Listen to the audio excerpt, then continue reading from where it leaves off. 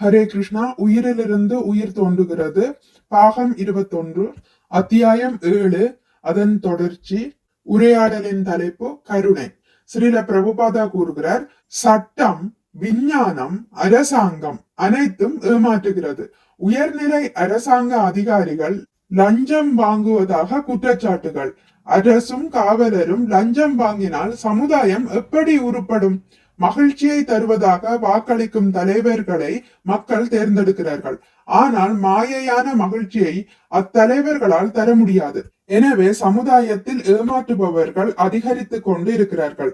மக்கள் மாயையான மகிழ்ச்சியை தேடி அலைவதால் மீண்டும் மீண்டும் வெவ்வேறு விதமான கொள்கையற்ற தலைவர்களை தேர்ந்தெடுக்கிறார்கள். இத்தகைய அறியாமையில் வசப்பட்டிருக்கும் மக்களிடம் கருணை காட்ட வேண்டியது ஒரு வைஷ்ணவனின் கடமையாகும். மிகச்சிறந்த வைஷ்ணவரான பிரகலாத மகாராஜா பரமபுருஷராகிய இறைவனை பின்வருமாறு பிரார்த்தித்தார். இறைவா, என் நினைவு முழுவதும் எப்போதும் உமது மகிமை வாய்ந்த தெய்வீகமான ஆன்மீக லீலைகளிலேயே லயித்திருப்பதால் எனக்கு எல்லாம் தெளிவாக புரிகிறது. ஆகவே எனக்கு எவ்வித பிரச்சனைகளும் இல்லை. ஆனால் மாயையான மகிழ்ச்சியை தேடி அலையும் அறிவிலிகளை பற்றியே நான் மிகவும் வருந்துகிறேன். மக்களின் மகிழ்ச்சியை பற்றியே வைஷ்ணவன் எப்போதும் சிந்திக்கிறான். அடைய முடியாததை மக்கள் தேடி அலைகிறார்கள் என்பதை அவன் நன்கு அறிவான். வாழ்நாள் முழுவதும் மாயையான மகிழ்ச்சியை தேடி அலைகிறார்கள்.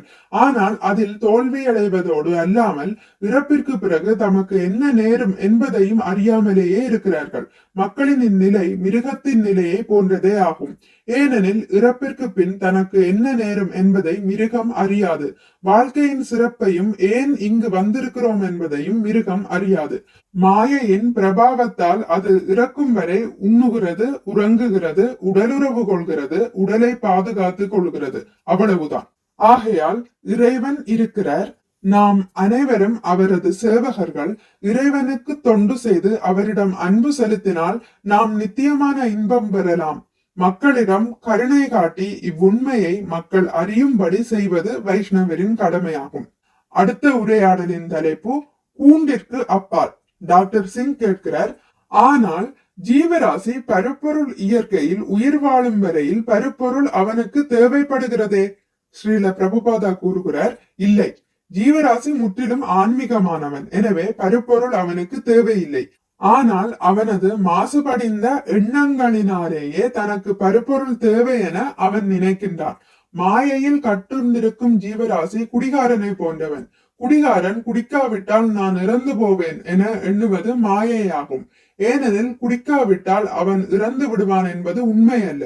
டாக்டர் சிங் கூறுகிறார், ஆனால் உணவருந்தாவிட்டால் மனிதன் மடிந்து விடுவானே. ஸ்ரீல பிரபுபாதா கூறுகிறார், அதுவும் உண்மை அல்ல. நேற்றிரவு நாம் ரகுநாத தாச கோஸ்வாமியை பற்றி பேசிக் கொண்டிருந்தோம்.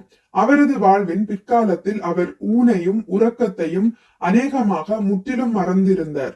3 அல்லது 4 நாட்களுக்கு ஒரு முறை சிறிது மோர் மட்டும் அருந்துவார். நாளில் 22 மணி நேரம் தொண்டாற்றுவார்.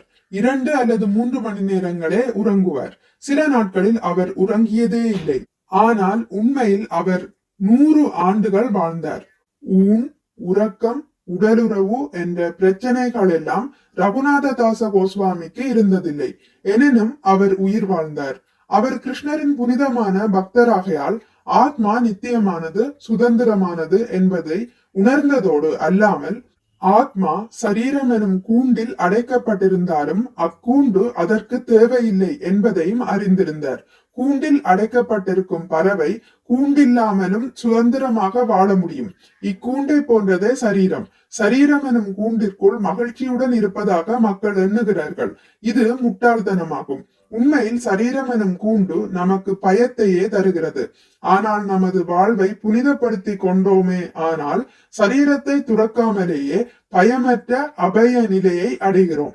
பிரம்மத பூத பிரசன்னாத்மா ந சோச்சதி ந காஞ்சியதி சம சர்வேஷு பூதேஷு மத் பக்திம் லபதே பராம்.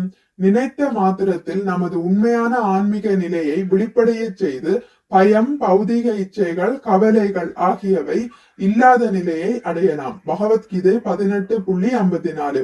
டாக்டர் சிங் கூறுகிறார், என்றாலும் ஜீவராசிகள் எவ்வாறு பருப்பொருளிலிருந்து விடுபட்டு வாழ முடியும் என விஞ்ஞானிகள் மேலும் விளக்கம் கேட்கலாம். ஸ்ரீல பிரபுபாதா கூறுகிறார், மாயையில் கட்டுண்டு உள்ளவரையில் நீங்கள் பருப்பொருளை சார்ந்திருக்க வேண்டியதாகிறது.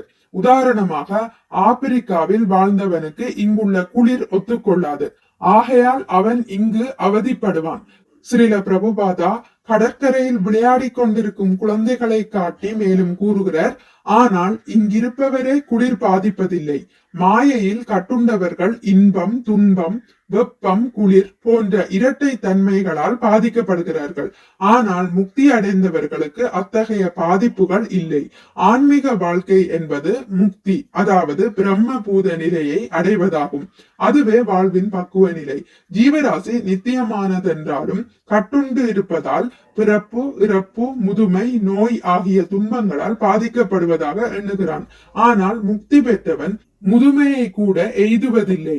பிரம்ம சம்ஹிதையில் கிருஷ்ணர் அத்வைதம் அச்சுதம் அநாதிம் அனந்த ரூபம் ஆத்யம் புராண புருஷம் நவ யௌவனம் ச, வயதில் அனைவருக்கும் மூத்தவர், மூல முதல்வர், ஆனாலும் முதுமையற்றவர், முற்றிலும் ஆன்மீகமானவர், ஆதலால் எப்போதும் 20 வயது இளைஞனை போல் காட்சி அளிக்கிறார் என்று கிருஷ்ணர் வர்ணிக்கப்படுகிறார்.